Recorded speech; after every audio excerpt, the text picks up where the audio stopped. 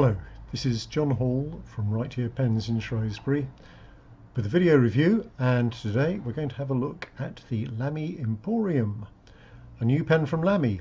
Well, sort of a new pen, not entirely. Those of you with long memories may remember the Lamy Persona, which was a very nice pen designed by Mario Bellini in, I think, about 1990, but discontinued. We did have one in the shop in the very early days when I got involved with the pen business, and I do remember it well. I remember being impressed by it, but it got sold, and that was the last we saw of them because they were discontinued. But they've been re-engineered, reimagined, I think is one of the words that Lamy have used to describe what they've done. And whilst it's still in very many ways the Persona, I suspect in some ways it's been quite considerably improved. Now, we're going to try and do this at one take because it means I'll be able to publish the video tomorrow, and if I have to edit it, it'll probably take me nearly forever. So we'll have a bash at this, so forgive me if I get hesitant and tongue-tied and one thing and another. I'll try and get as much information to you as I can and certainly give you a feel of what the pens are like. But the most dangerous thing about a one-take approach is what's about to happen now, which is I'm going to try and turn the camera to look at the pens, and not me. There we are. And here we are. Now, focus is always a problem, but I think you can see what we've got here, and I'm going to show you a little bit of the inside. So, here we have a fountain pen. And that's the first thing to notice. Screw cap. There we go. So there we are. That's a fountain pen. And the clip is well worth looking at. It has a very nice spring action, which I think you can see. Let's have a look. Here we go. Now, I'm not going to try and get this on the video, but in classic Lamy style, on the inside of the clip, it says Germany, which is what it does on the Lamy 2000, which you're probably familiar with. So that's the fountain pen. We've got three writing systems. So here we've got a twist action ballpoint, very nice too. And finally, remembering to unscrew it this time, we have a rollerball. There we go. There we go. Right. Now, what are they made of? Well, they're metal, and they're coated with a PVD coating, that is physical vapor deposition. Now, this is a means of getting a thin but extremely strong coating of various sorts of material. I think titanium is quite a popular one, and I suspect this is definitely titanium.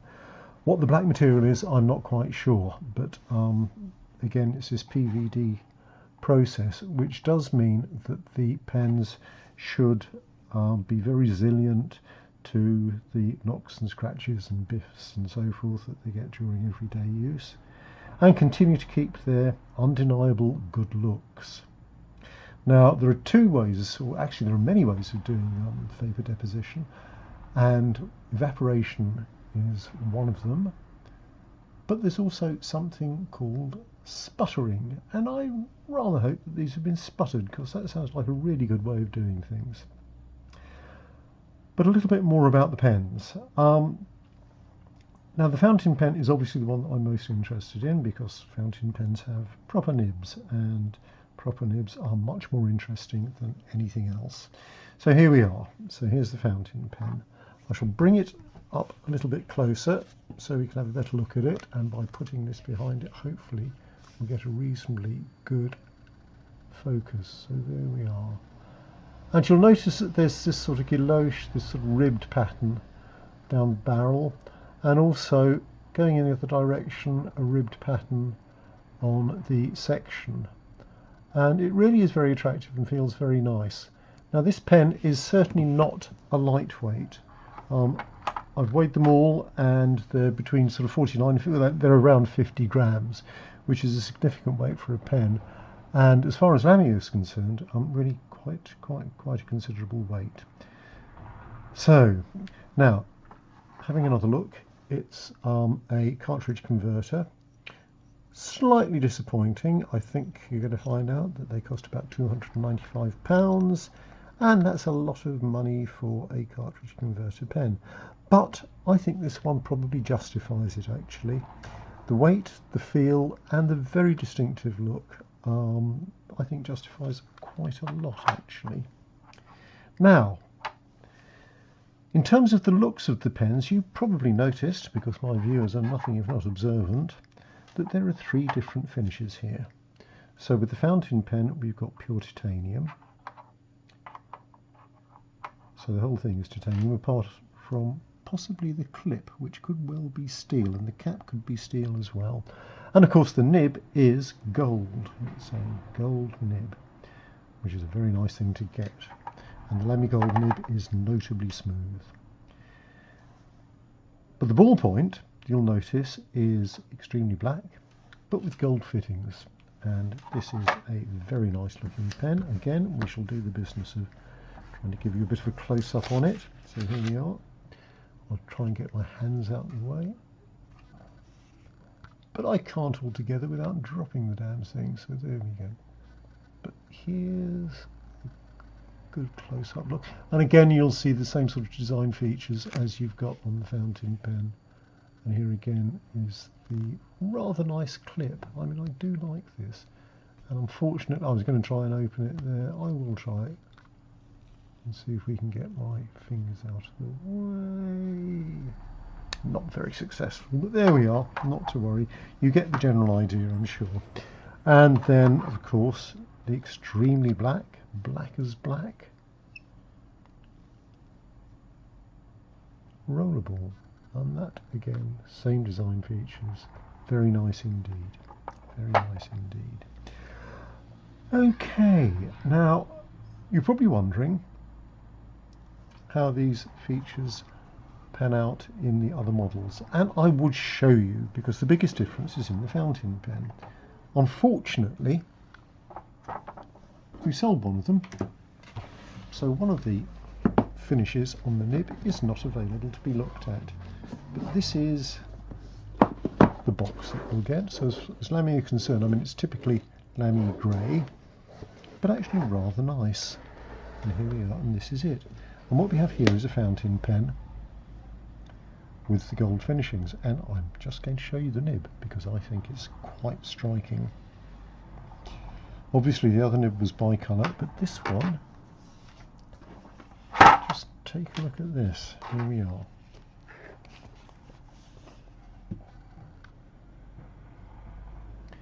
If we can get it to focus, you'll see there's some really nice work being done on that. Whoa, come on, hey, there we go.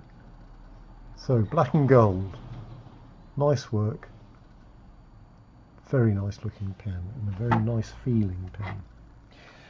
Now, as far as cost is concerned, your Lamy Persona fountain pen is, I'm sorry, old-fashioned thing, Lamy Imporium fountain pen is going to cost you £295. The ballpoint and the rollerball are the same price at £240. But another interesting thing about this pen, from my point of view, because I've got a proper shop, as many of you know, is that I understand Lamy are only making this available to people with physical shops. So, although we've got it featured on the website, those of you who are passing through Shrewsbury, or any of the pen shows that come up in the next few months, will have the opportunity to have a look at one of these pens, feel it, and probably, I hope, decide to buy it. So there we go. That's a quick overview of the Lamy Persona. I think one of the most interesting pens to come out of Lamy for quite a long time, in spite of the fact it is a